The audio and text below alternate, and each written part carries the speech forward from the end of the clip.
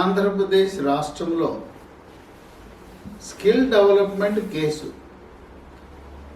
ఆంధ్రప్రదేశ్ నైపుణ్యాభివృద్ధి సంస్థలో జరిగిన అవినీతి మరొక కొత్త కోణాన్ని సంతరించుకుంది. మరో కొత్త ట్విస్ట్ వచ్చింది. ప్రసాద్ అనే ఒక అడ్వకేట్,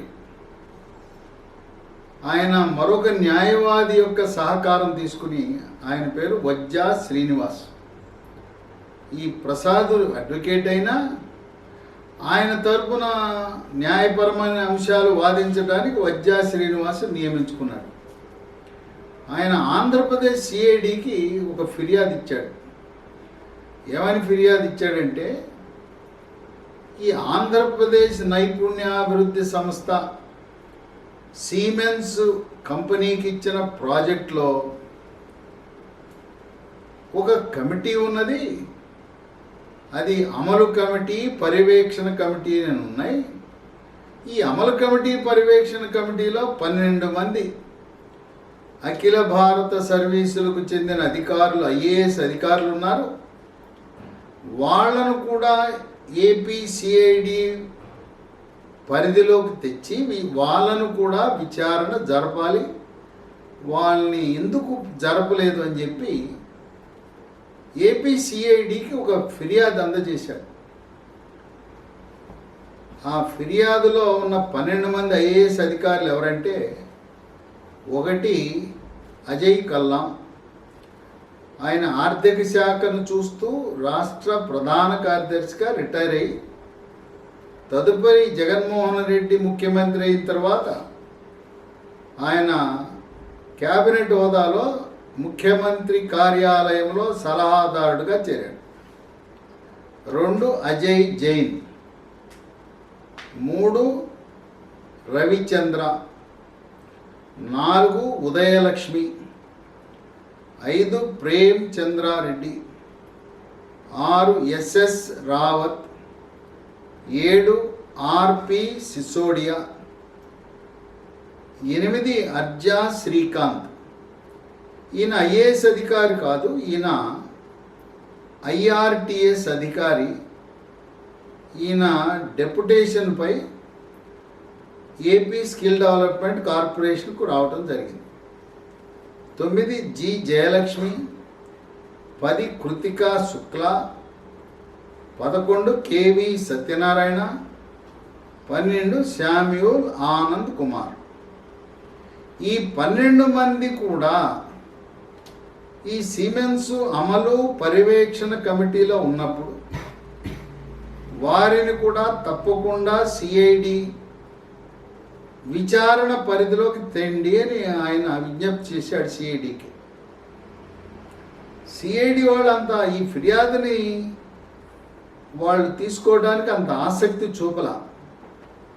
అప్పుడు ఈ ప్రసాద్ అనే అడ్వకేటు మెయిల్లో పంపించాడు, రిజిస్టర్డ్ పోస్ట్ ఎక్నాలెడ్జ్మెంట్ డ్యూ ద్వారా పంపించాడు తన ఫిర్యాదు.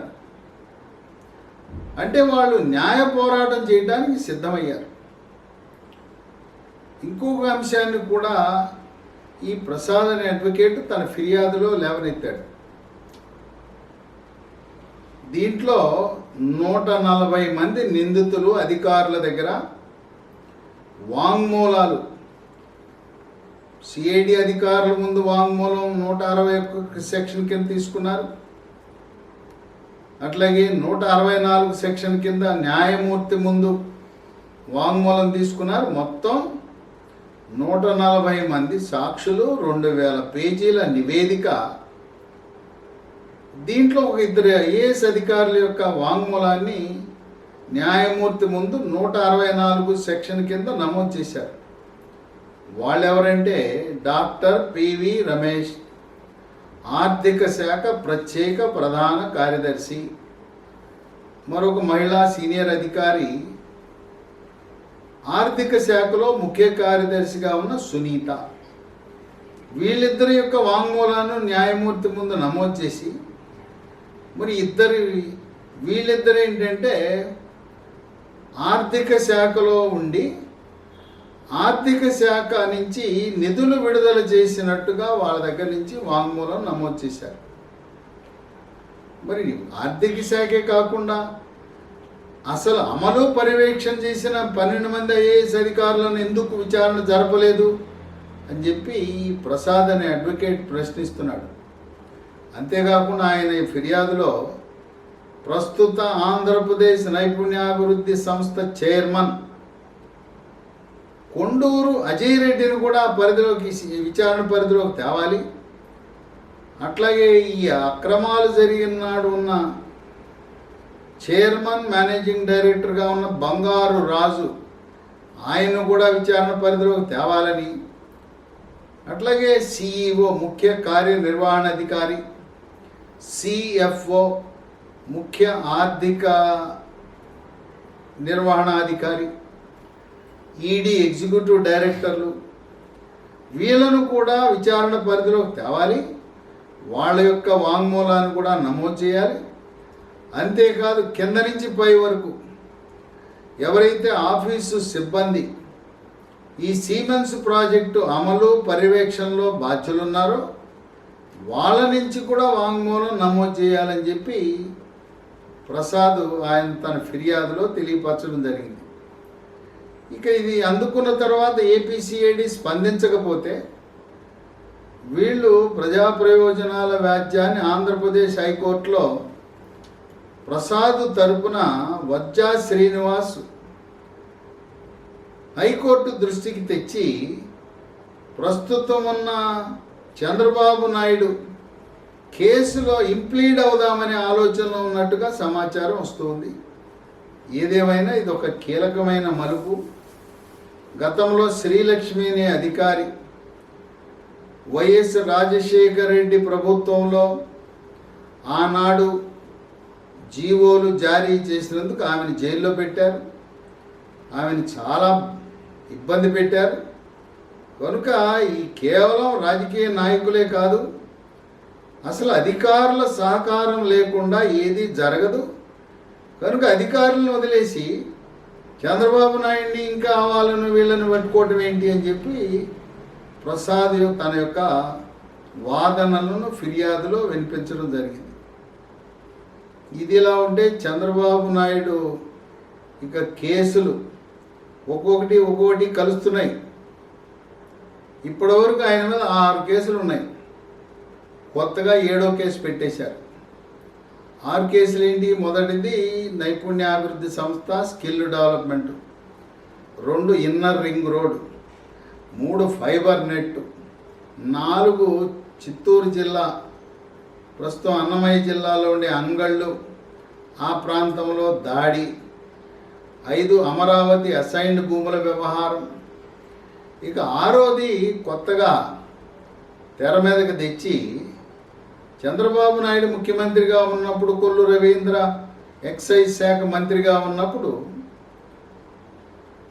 అప్పుడు జరిగిన అవకతవకల వల్ల, అక్రమాల వల్ల రాష్ట్ర ప్రభుత్వ ఖజానాకు 1300 కోట్ల నష్టం జరిగిందని ఇప్పుడు ఏపీ సిఐడి వాళ్ళు ఏసీబీ కోర్టు న్యాయమూర్తి ముందు ఆ ఫైలును పెట్టడం జరిగింది.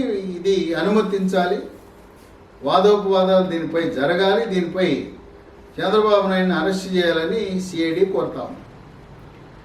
ఈ మద్యం అక్రమాల కేసులో ఒక ఉన్నతాధికారి నరేష్ మొదటి ముద్దాయిగా, 2వ ముద్దాయిగా మాజీ మంత్రి కొల్లు రవీంద్ర, 3వ ముద్దాయిగా చంద్రబాబు నాయుడు పెట్టడం జరిగింది. ఇది ఏసీబీ కోర్టు న్యాయమూర్తి, మహిళా న్యాయమూర్తి, సరే మీరు అన్ని ఆధారాలు పెట్టారు కదా, నేను దీనిపై వాదోపవాదాలకు అనుమతిస్తున్నానని ఆమె యొక్క తన అంగీకారాన్ని తెలియజేసింది. త్వరలో దీనిపై వాదనలు ప్రారంభమవుతాయి.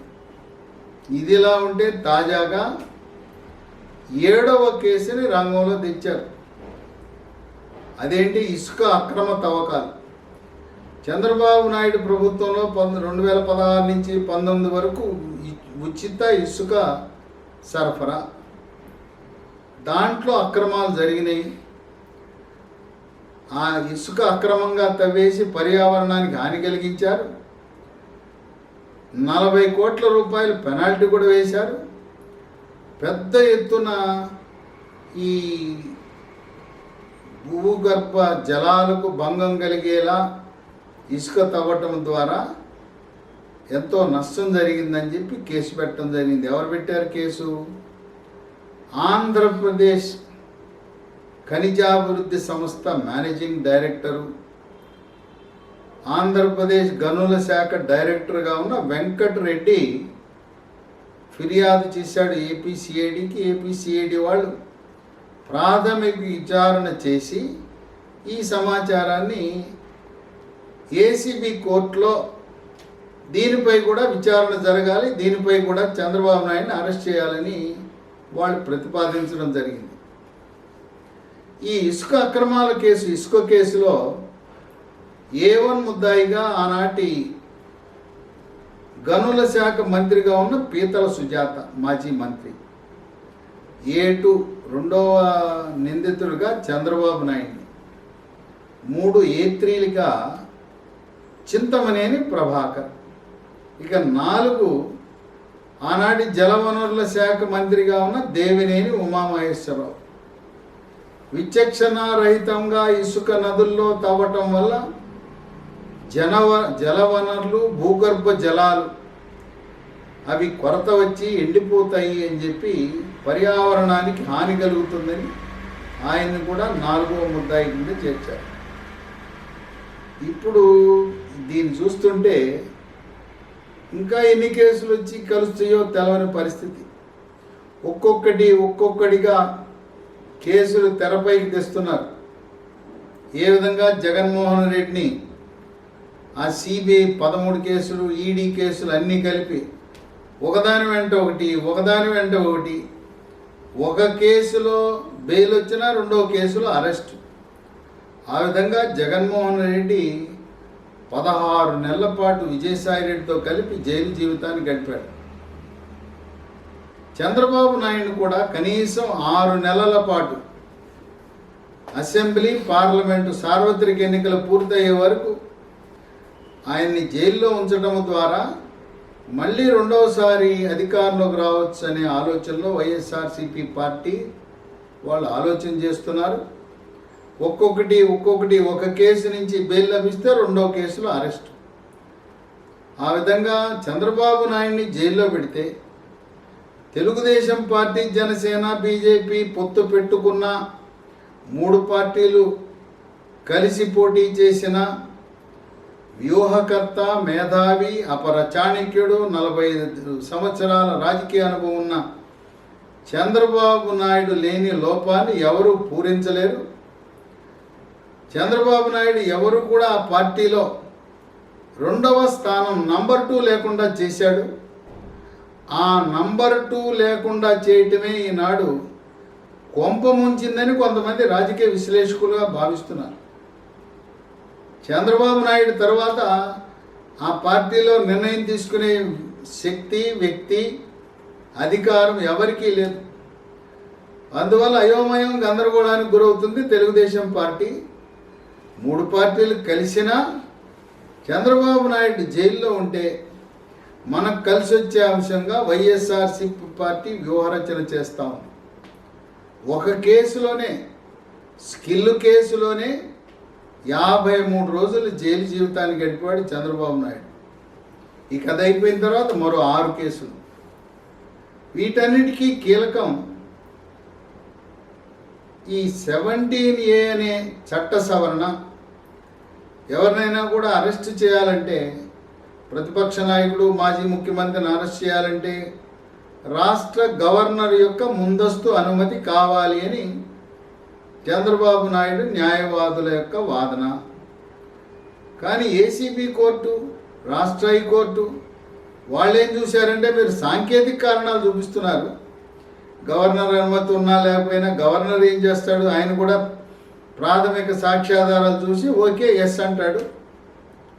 దాన్ని చూపించడం కాదు, అవినీతి నిరోధక శాఖ ఏసీబీ, సిఐడి వాళ్ళు 2000 పేజీల డాక్యుమెంటు, దాంట్లో 140 మంది సాక్షులు, న్యాయమూర్తి ముందు వాంగ్మూల నమోదు, ఇవన్నీ చూసిన తర్వాత ఆయన రిమాండ్కి పంపారు. ఆంధ్రప్రదేశ్ హైకోర్టు జోక్యం చేసుకోవడానికి బెయిలు, మధ్యంతర బెయిల్ కూడా నిరాకరించింది. నవంబర్ 8, 9 సుప్రీంకోర్టులో ఆ రోజు తీర్పు వెలువడే అవకాశం ఉంది. ఒకవేళ గవర్నర్ అనుమతి, ముందస్తు అనుమతి కావాలన్నా గవర్నర్ తప్పకుండా ఇస్తాడు. ఆంధ్రప్రదేశ్ గవర్నర్ నజీర్ సాక్షాత్తు ఆయన సుప్రీంకోర్టు న్యాయమూర్తిగా పనిచేసి వచ్చాడు. ఆయన ఏ ఒత్తిడికు లొంగడు, న్యాయాన్ని, ధర్మాన్ని నమ్ముకుంటాడు. కనుక ఆయన్ని ఎవరూ ప్రభావితం చేసే అవకాశం లేదు. ప్రాథమిక సాక్ష్యాధారాలు ఉన్నవే ఆయన గమనిస్తే ఆయన వెంటనే ఆయన ఈ సిఐడి విచారణకు అనుమతిస్తాడు. అందువల్ల సుప్రీంకోర్టు న్యాయమూర్తి రాష్ట్ర గవర్నర్గా ఉండటం వల్ల అది చంద్రబాబు నాయుడికి ఏమీ అనుకూలించదు. ఒకవేళ సుప్రీంకోర్టు ముందస్తు అనుమతి కావాలి అని అభిప్రాయపడినా ముందస్తు అనుమతికి ఎటువంటి ఇబ్బంది, అడ్డంకు ఉండదు, ఇస్తారు గవర్నర్లు, ఆయన న్యాయమూర్తి. అందువల్ల వైఎస్ఆర్సీపీ పార్టీ వ్యూహాత్మకంగా అసెంబ్లీ, పార్లమెంట్ ఎన్నికలు పూర్తయ్యే వరకు ఏ విధంగా చంద్రబాబు నాయుడిని జైల్లోనే కొనసాగించాలనే ఆలోచనతో ముందడుగు వేస్తున్నారు. ఇప్పుడు ఆయనకు వచ్చిన బెయిల్ మధ్యంతర బెయిల్ మాత్రమే.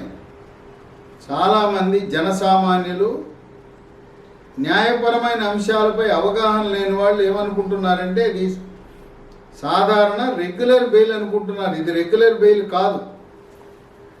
ఈ బెయిల్ ప్రకారము ఆయన రాజకీయ కార్యకలాపాలు నిర్వహించకూడదు, రాజకీయ సమావేశాలు నిర్వహించకూడదు, పత్రికా సమావేశాలు నిర్వహించకూడదు, తనపై ఎటువంటి అభియోగాలు ఉన్నాయో వాటి గురించి కూడా పత్రికలతో మాట్లాడకూడదు. కనుక ఆయన కేవలం కంటి ఆపరేషన్ చేయించుకోవటం, వ్యక్తిగత వైద్యులను కలిసి వైద్య సలహాలు పొందటం, అది అవగానే మళ్ళీ కేంద్ర కారాగారం రాజమండ్రికి వెళ్ళాలి. అంటే ఆయన ఖైదీగానే కొనసాగుతున్నాడు. రాజమండ్రి జైలు బదులుగా ఇంట్లోనే, హాస్పిటల్లో కేవలం వైద్య సదుపాయము కొరకు మాత్రమే మధ్యంతర బెయిలు.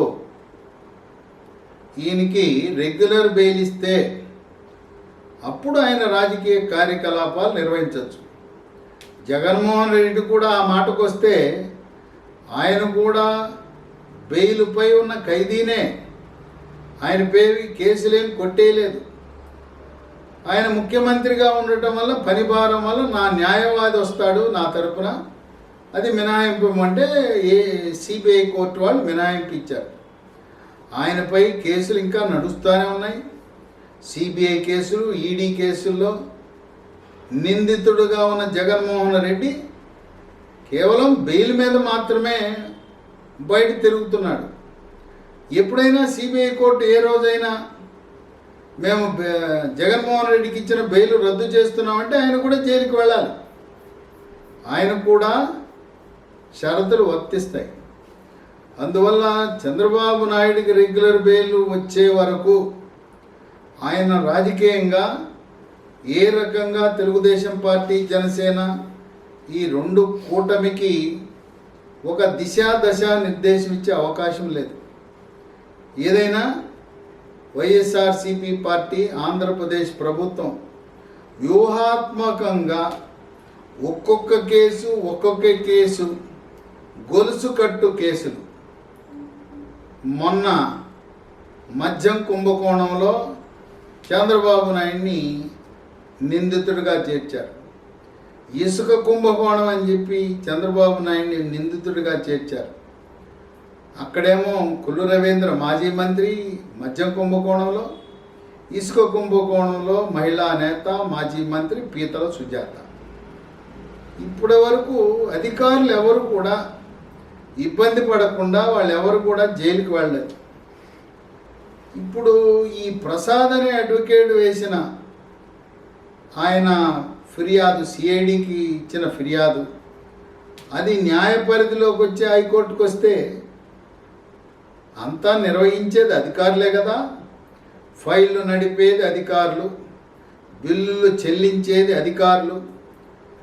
అక్కడుండే రాజకీయ వ్యవస్థను, చైర్మన్ని, మంత్రిని, ముఖ్యమంత్రిని వాళ్ళని గైడ్ చేయవలసింది, వాళ్ళని నడిపించవలసింది అధికారులే కదా. మరి ఇంత సీనియర్ అధికారులు, ప్రత్యేక ప్రధాన కార్యదర్శి, ముఖ్య కార్యదర్శి, ఐఏఎస్గా 30-40 ఏళ్ల అనుభవం గడించి మేధావులుగా ఉన్నవారు,